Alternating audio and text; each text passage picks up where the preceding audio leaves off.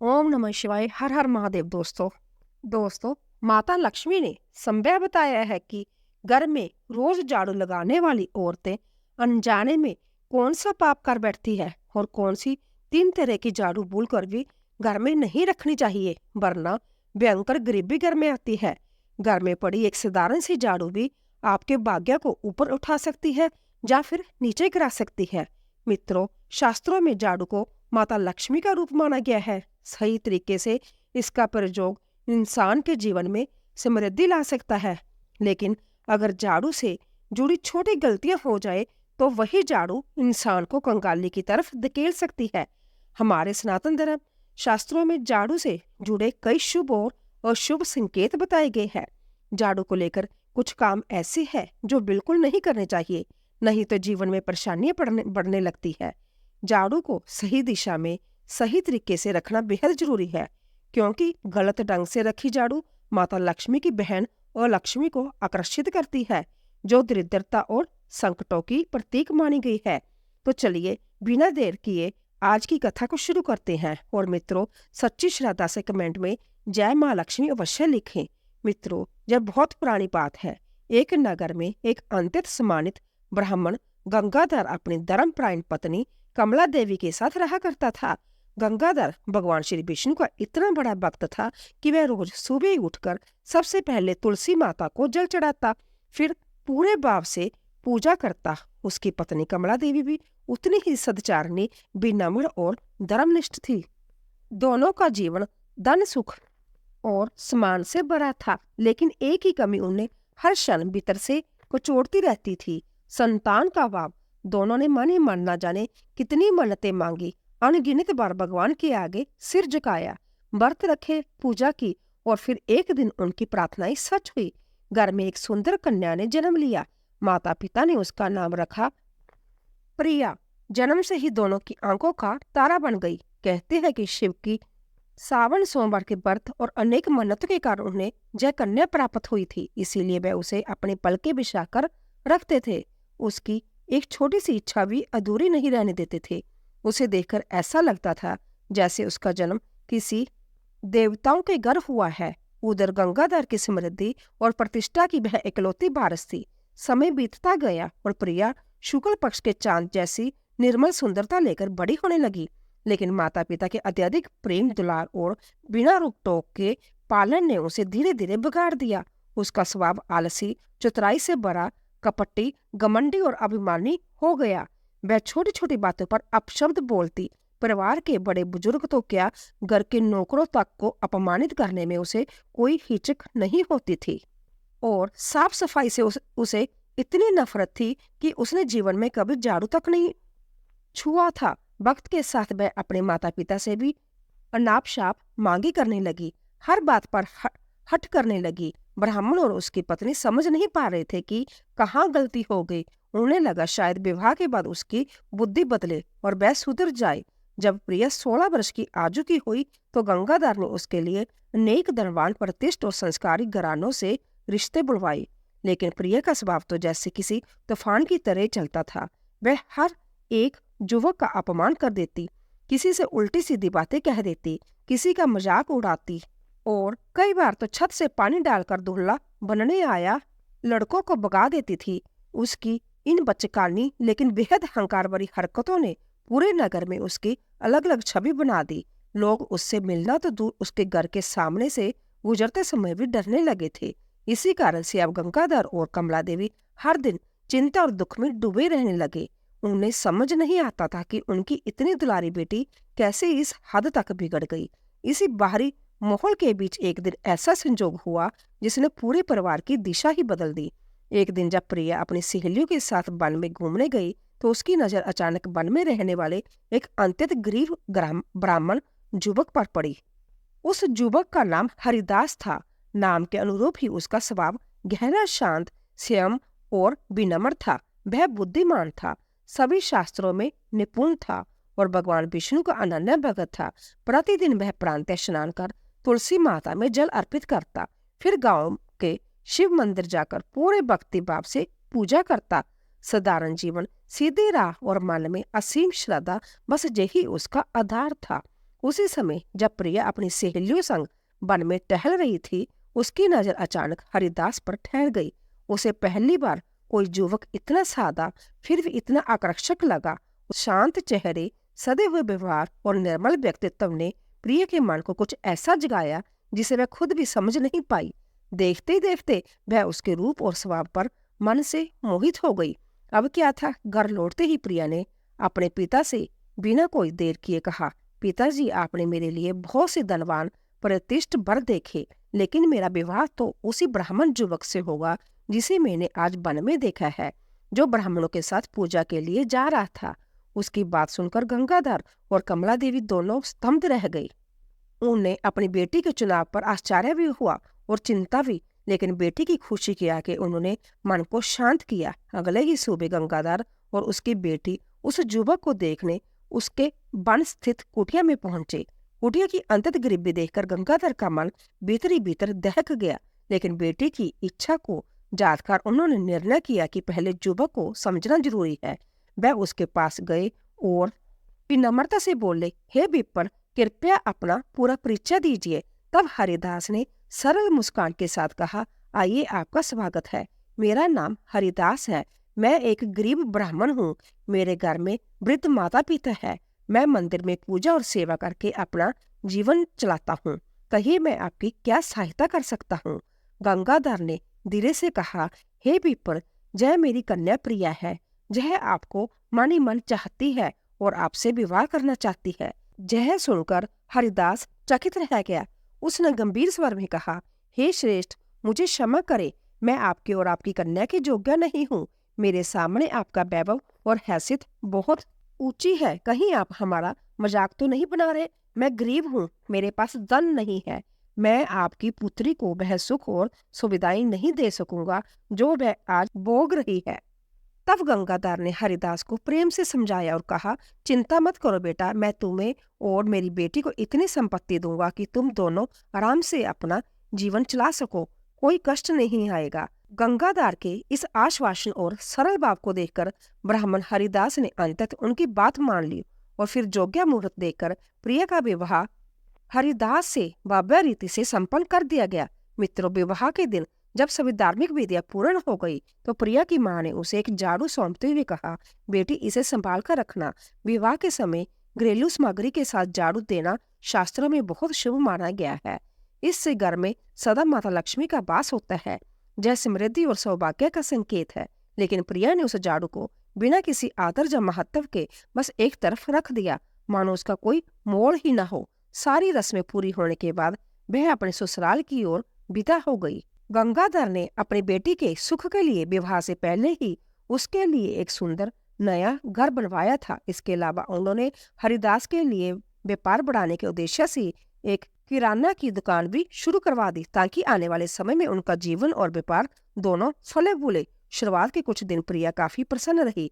वह अपने पति के साथ प्रेम और मधुरता से रहती रही, लेकिन यह सब ज्यादा समय तक नहीं चला। जल्दी उसका असली स्वभाव उभरने लगा।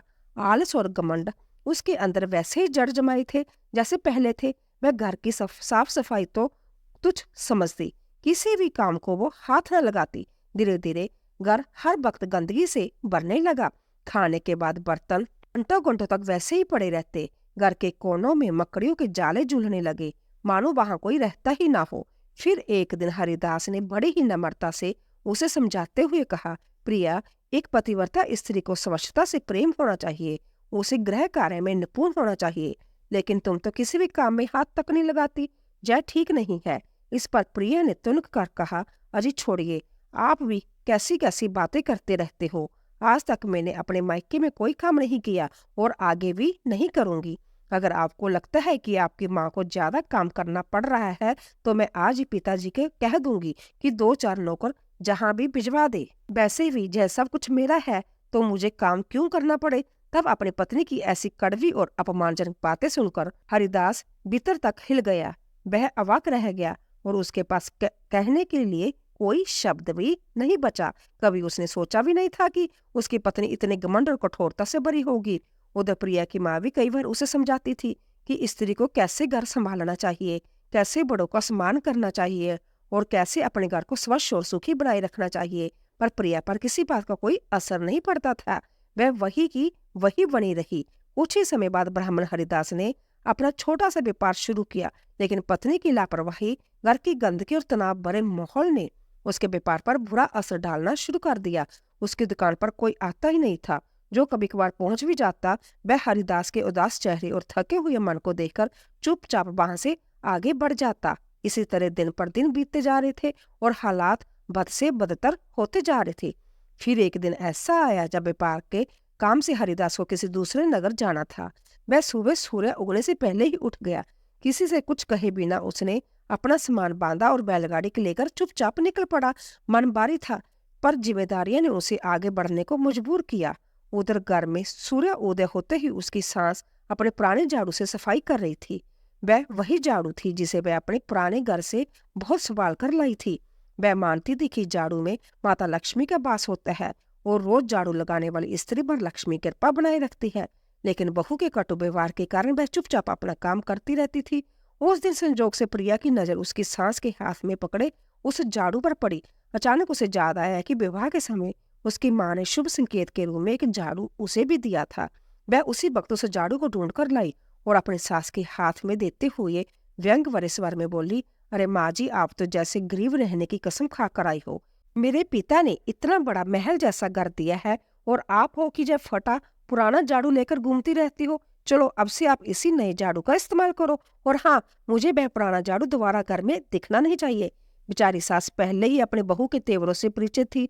उसने कुछ भी जवाब नहीं दिया, चुपचाप झाड़ू ले लिया और अपने काम में लग गई। अगले दिन जब प्रिया की कुछ सहेलियां उसके घर आई तो वह सभी मिलकर हंसी मजाक कर रही थी। उसी समय उसकी सास उधर से झाड़ू लगाते हुए गुजरी।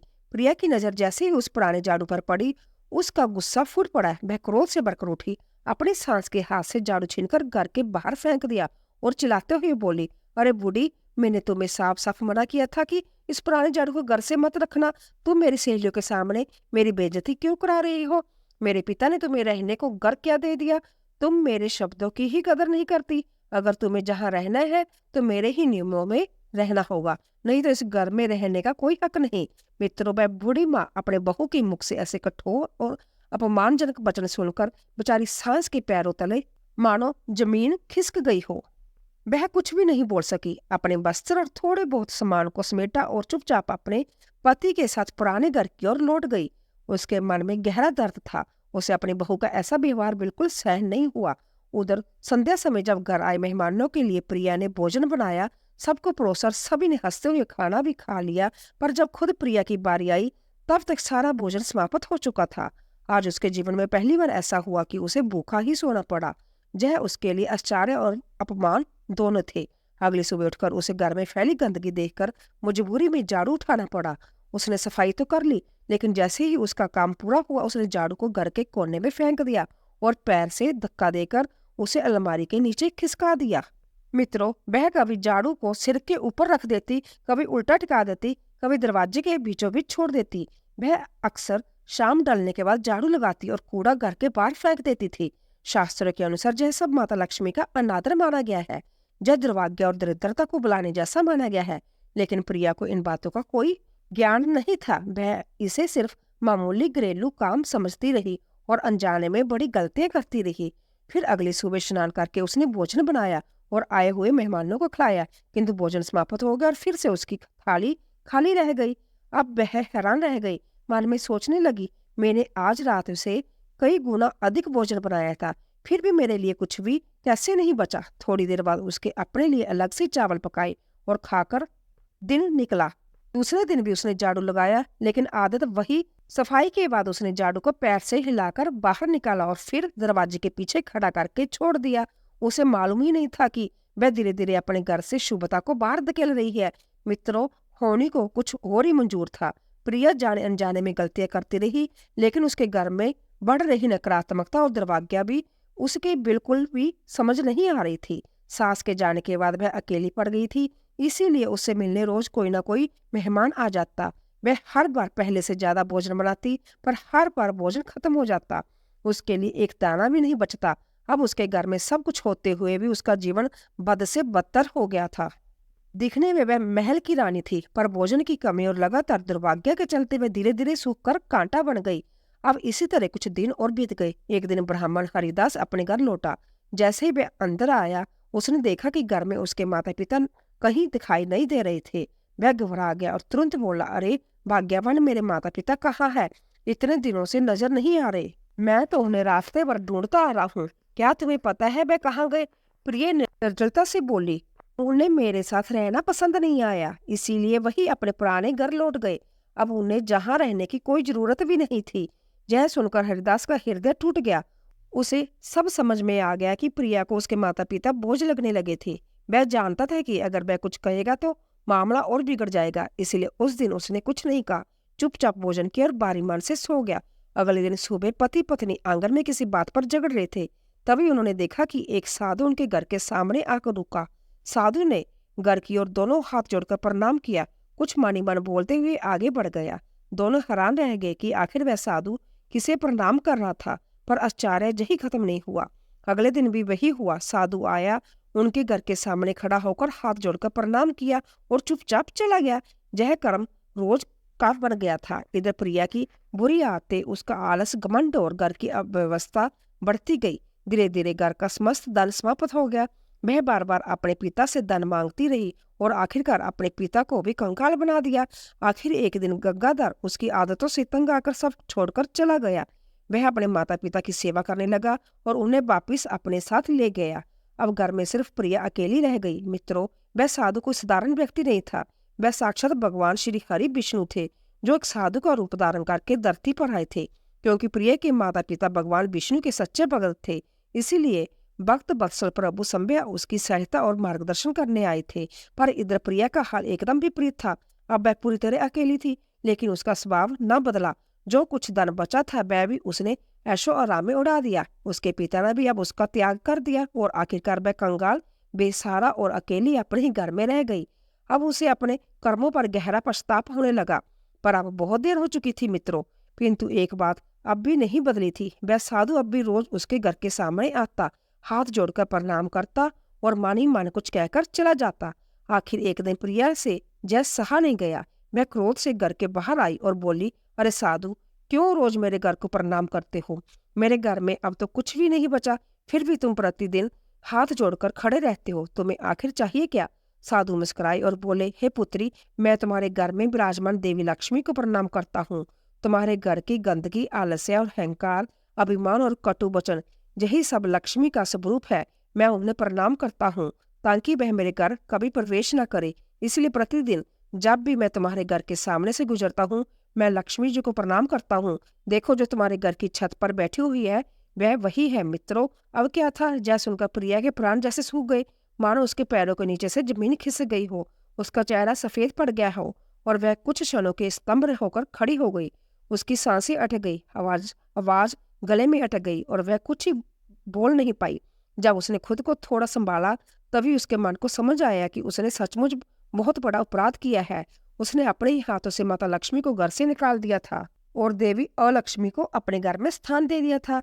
यह एहसास होते ही वह जोर जोर से रोने लगी। उसे समझ आने लगा कि उसके जीवन में जो भी बुरा हुआ वह उसके कर्मों का फल है। उसने साधु के चरण पकड़ लिए और रोते हुए बोली, हे महात्मन, कृपा करे, मुझे कोई उपाय बताइए, मुझे इसकी विपत्ति से निकालिए। प्रिया की आंखों से बहते पश्चाताप के भाव को देखकर साधु, जो वास्तव में साक्षात भगवान श्री हरि विष्णु थे, बोले, हे पुत्री, यदि तुझ में साहस है तो ध्यान से सुनो। यह सब तुम्हारी अपनी भूलों का परिणाम है। तुमने घर में रखी झाड़ू का अनादर किया है, उसे अपवित्र किया है, उसका तिरस्कार किया है। यही कारण है कि देवी लक्ष्मी रुष्ट होकर तुम्हारे घर से चली गई। प्रिया रोते हुए बोली, हे स्वामी, मुझे क्षमा करे। मैं आज से माता लक्ष्मी की नित्य पूजा करूंगी। मैं अपने अपराध के लिए क्षमा मांगूंगी। कृपया मेरा मार्गदर्शन कीजिए। मित्रों, तब साधु भगवान विष्णु ने कहा, हे पुत्री, उठो और शांत हो जाओ। मैं तुम्हें मार्ग दिखाता हूँ, पर अब तुम्हें मेरे हर शब्द को ध्यान से सुनना होगा। प्रिया दोनों हाथ जोड़कर साधु के चरणों में झुकी और बोली, महाराज, मैं तैयार हूँ, कृपा करके और मुझे सही राह दिखाइए। तब साधु ने कहना आरंभ किया, हे पुत्री, झाड़ू सिर्फ गंदगी साफ करने का औजार नहीं है, यह आपके घर के भाग्य की दिशा भी बदल सकती है। शास्त्रों में इसे माता लक्ष्मी का प्रतीक कहा गया है। इसे सही तरीके से रखा जाए तो घर में धन, सुख, समृद्धि और शांति लाती है। लेकिन इसके प्रति लापरवाही और अपमान करना घर में दरिद्रता, कलह और संकट लाता है। अब मैं तुम्हें झाड़ू के प्रकारों के बारे में बताता हूँ और कौन सी झाड़ू शुभ है और कौन सी झाड़ू अशुभ। झाड़ू 3 प्रकार की होती है। पहली, प्लास्टिक की झाड़ू, जब पूरी तरह अजैव मानी जाती है। इसमें कोई धार्मिक ऊर्जा नहीं होती, इसलिए इसका उपयोग शुभ नहीं माना गया है। दूसरी है सिक्कों वाली झाड़ू, यह सबसे पवित्र और उपयुक्त मानी जाती है। इसे माता लक्ष्मी का वाहन भी कहा गया है। और तीसरा है फूल या सजावटी झाड़ू, यह केवल सजावट के काम आती है। इसे कभी भी सफाई के लिए उपयोग नहीं करना चाहिए। घर में सफाई के लिए हमेशा सिर्फ सिक्कों वाला झाड़ू का प्रयोग करना चाहिए, वह भी पूरी तरह प्राकृतिक हो। हे पुत्री, झाड़ू खरीदने का शुभ समय भी आपके भाग्य को प्रभावित करता है। झाड़ू खरीदने के लिए शनिवार, मंगलवार या रविवार यानी को सबसे शुभ माना गया है। वही सोमवार, बुधवार, गुरुवार और शुक्रवार को झाड़ू खरीदना अशुभ होता है। दीपावली, अमावस्या, ग्रहण और पूर्णिमा जैसी पवित्र तिथियों पर झाड़ू खरीदना और उपयोग करना धन बढ़ाने वाला माना गया है। अब मैं तुम्हें बताता हूँ कि झाड़ू को घर में रखने की सही दिशा क्या है। ईशान कोण यानी उत्तर पूर्व दिशा में झाड़ू को कभी नहीं रखना चाहिए, क्योंकि जब पूजा स्थल होता है और जहाँ झाड़ू रखना देवताओं को अप्रसन्न करना होता है। घर में झाड़ू रखने के लिए दक्षिण पश्चिम दिशा सबसे उत्तम मानी गई है। यह नैऋत्य कोण है और घर के मुखिया की तरक्की का सूचक है। अब झाड़ू लगाने के समय और उसके प्रभाव को भी समझा सको। सुबह सूर्योदय से पहले का समय सबसे शुभ होता है। इस तरह झाड़ू लगाने के घर से दरिद्रता, रोग, कष्ट और नकारात्मकता दूर होती है और माता लक्ष्मी प्रसन्न होती है। दोपहर का समय सामान्य होता है, इसमें ना तो विशेष लाभ होता है ना ही कोई बड़ा नुकसान, इसीलिए जरूरत के अनुसार ही सफाई करनी चाहिए। संध्या समय और सूर्यास्त के बाद झाड़ू लगाना अंततः अशुभ माना गया है। इस समय झाड़ू लगाने से लक्ष्मी जी घर छोड़ देती है और जिससे दरिद्रता और संकट बढ़ जाते हैं। यही रात्रि देवताओं का समय होता है और इसमें झाड़ू लगाना वर्जित बताया गया है। लेकिन अगर किसी मजबूरी में रात के समय झाड़ू लगाना ही पड़ जाए, जैसे दूध गिर जाए, कुछ टूट जाए या कोई दुर्घटना हो जाए, तो झाड़ू से गंदगी को सिर्फ एक जगह इकट्ठा कर ले। उसे रात से में घर से बाहर हरगिज ना फेंके। वह कचरा सूरज उगने के बाद ही बाहर डालना चाहिए, क्योंकि रात में कचरा बाहर निकालना लक्ष्मी जी के घर से जाने का संकेत माना गया है और इससे धन की हानि होती है। झाड़ू को कभी उल्टा या बिखरा हुआ नहीं छोड़ना चाहिए। इसे घर में सबसे कोने से ढककर सम्मान के साथ रखना चाहिए, ठीक वैसे जैसे माता लक्ष्मी का आदर किया जाता है। इसे बाहर आने जाने वाले लोगों की नजरों से भी बचाकर रखना चाहिए। हे पुत्री, अब मैं तुम्हें और भी कुछ महत्वपूर्ण नियम बताता हूँ। तुम्हारे मन में जब प्रश्न जरूर आएगा कि टूटी हुई झाड़ू का क्या करना चाहिए, तो ध्यान से सुनो। टूटी हुई झाड़ू को शनिवार के दिन ही घर से बाहर निकालना चाहिए। गुरुवार के दिन झाड़ू या पोंछा लगाने से भी बचना चाहिए, क्योंकि इससे देवी लक्ष्मी रुष्ट होती है। कचरा सूर्यास्त के बाद घर से बाहर फेंकना भी वर्जित है। एक विशेष उपाय गुप्त दान का है। शुक्रवार, अमावस्या, ग्रहण जब पूर्णिमा को सुबह करीब 4:30 बिना किसी को बताए मंदिर में झाड़ू छोड़ना अंततः शुभ माना गया है। इससे लक्ष्मी कृपा का विशेष योग बनता है। दरवाजे पर रात में झाड़ू रखना नकारात्मक ऊर्जा को रोकता है, लेकिन सुबह उसे हटाकर छिपा कर रखना चाहिए। पोछे के पानी में समुद्री नमक मिलाना चाहिए, क्योंकि इससे घर की नकारात्मकता ऊर्जा नष्ट होती है। अब झाड़ू से जुड़ी कुछ सावधानियां याद रखो। सबसे पहले झाड़ू को कभी भी खड़ा करके मत रखो। झाड़ू को पैर से मत छुओ और यदि गलती से छू जाए तो तुरंत माफी मांगकर झाड़ू को साफ कर लो। झाड़ू से किसी जानवर को मत मारो, विशेषकर गाय या बकरी को। किसी भी शुभ कार्य पर निकलने वाले व्यक्ति के तुरंत बाद झाड़ू ना लगाओ, इससे दोष लगता है। जैसा सुनने के बाद प्रिया ने कहा, महाराज, मैं आपकी बहुत आभारी हूँ कि आपने मुझे झाड़ू से जुड़े इतने महत्वपूर्ण नियम बताए, लेकिन मैं कई दिनों से ठीक से भोजन नहीं कर पा रही हूँ। हर दिन मैं बहुत सा भोजन बनाती हूँ, पर जैसे ही मैं खाने बैठती हूँ सारा अन्न खत्म हो जाता है। जय किस कारण से हो रहा है? तब साधु रूपी भगवान विष्णु मंद मुस्कान के साथ बोले, हे कन्या, जय भी तुम्हारी ही भूलों का परिणाम है। सब कुछ होते हुए भी तुमने अपने मांस का अर्थात सास को भोजन से वंचित रखा, उनकी गरीबी का उपहास किया और अंत में उन्हें घर से निकाल दिया। इसी कारण तुमसे देवी अन्नपूर्णा रुष्ट होकर चलेगी। तुमने कभी किसी जाचक को दान नहीं दिया, कभी किसी की मदद नहीं की। सब कुछ तुम्हारे पास था, फिर भी तुमने केवल ऐशो आराम का जीवन चुना और दूसरों की भूख, पीड़ा और जरूरत को कभी महत्व नहीं दिया। तब हाथ जोड़कर प्रिया रोते हुए कहती है, हे स्वामी, कृपा करके मुझे इस दोष से मुक्त करे और मेरा मार्गदर्शन करे। तब महाराज बोले, हे पुत्री, तुम्हें हर दिन घर में भोजन बनाने से पहले माता अन्नपूर्णा का आह्वान करना चाहिए, उनकी पूजा करना, उनका स्मरण करना और उन्हें भोग लगाना चाहिए। आज तक तुमने ऐसा कुछ भी नहीं किया था, इसीलिए उनके आशीर्वाद से तुम वंचित रहेगी। प्रिया विनम्र भाव से पूछती है, महाराज कृपा करके मुझे इस विषय में विस्तार से बताइए, ताकि भविष्य में मैं भी कभी ऐसी गलती ना करूं। महाराज फिर कहते हैं, हे पुत्री ध्यानपूर्वक सुनो, देवी अन्नपूर्णा ही इस पूरे जगत के पालन पोषण के कार्य करती है। जब भी तुम भोजन बनाने जाओ, उनकी आराधना अवश्य करना।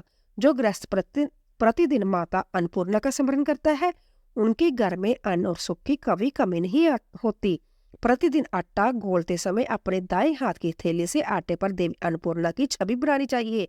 फिर विनम्र भाव से जय मंत्र जपना चाहिए। ओम अन्नपूर्णे सदा पूर्ण शंकर पराण बल्लभ ज्ञान वैराग्य सिद्धार्थम भिक्षम दे पार्वती, अर्थात हे अन्नपूर्णा देवी, आप सदा पूर्ण रूप से परिपूर्ण है। आप भगवान शंकर की प्राण प्रिय है। हमें ज्ञान वैराग्य और सिद्धि प्रदान करने हेतु कृपा करके भिक्षा दीजिए। आज हमारे हाथों से बनाए गए भोजन से सभी का पेट भर जाए।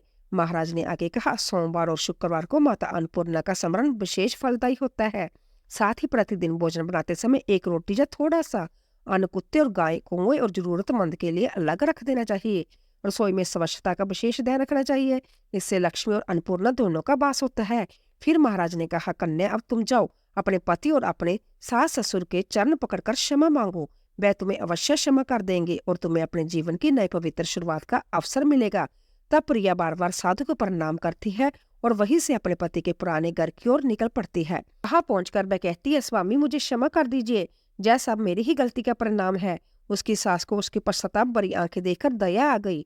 उन्होंने कहा, हाँ बेटी, चलो हम तुम्हें माफ कर देते हैं और आज से हम सब साथ मिलकर रहेंगे। फिर वह हरिदास से कहती है, अरे हरिदास, चलो अब अपनी पत्नी का हाथ पकड़ लो और उसे माफ कर दो। इस बेचारे को अपने कर्मों पर सच्चा पश्चाताप हुआ। संसार में सबसे बड़ा प्रायश्चित सच्चा पछतावा ही होता है। और इस तरह से वह सभी एक साथ अपने नए घर लौट गए। अब प्रिया ने जैसे ही अपने घर में कदम रखा, सबसे पहले उसने झाड़ू की पूजा की। उसने झाड़ू पर हल्दी कुमकुम लगाया और पूरे स्मान के साथ उसे स्वीकार किया। उसके बाद वह रसोई में गई और साधु के बताए अनुसार माता अन्नपूर्णा की विधि विधान पूजा की। पूरी श्रद्धा के साथ भोजन तैयार किया। फिर सभी लोगों ने मिलकर उस भोजन का आनंद लिया। विशेष बात ये थी कि कई दिनों के बाद पहली बार प्रिया ने भरपेट भोजन किया। उसी क्षण उसे एहसास हुआ कि उसने अपने जीवन में कितनी बड़ी गलतियां की थी। अब उसके भीतर एक नई चेतना जागी। वह पतिव्रता, संयमी और गृह कार्य में निपुण स्त्री बन गई। हर दिन वह तुलसी माता में जल अर्पित करती, पूजा करती और सही समय पर घर की सफाई और झाड़ू लगाती। उसके मन से अभिमान मिट गया था और विनम्रता ने जन्म लिया। तो मित्रों, इस कथा से हमें यह शिक्षा मिलती है कि घर में गंदगी, आलस्य, कटुबानी और घमंड का वास हो तो देवी लक्ष्मी प्रवेश नहीं करती और जीवन में दुख, दरिद्रता तथा कष्ट बढ़ जाते हैं। इसलिए सदैव स्वच्छता, मधुरवाणी और विनम्रता को अपनाना चाहिए, ताकि घर में माता लक्ष्मी और माता अन्नपूर्णा का स्थायी निवास बना रहे। मित्रों, आशा है कि आपको यह कथा अवश्य पसंद आई होगी। यदि पसंद आई हो तो कमेंट बॉक्स में जय माता लक्ष्मी की अवश्य लिखना, ताकि माता लक्ष्मी की कृपा आप सभी लोगों पर सदैव बनी रहे। और चैनल पर नए हैं तो सब्सक्राइब अवश्य कर लेना, ताकि आप सभी लोगों को प्राचीन कथाएं और कहानी सबसे पहले प्राप्त हो सके। मित्रों, वीडियो को पूरा देखने के लिए आप सभी लोगों का धन्यवाद।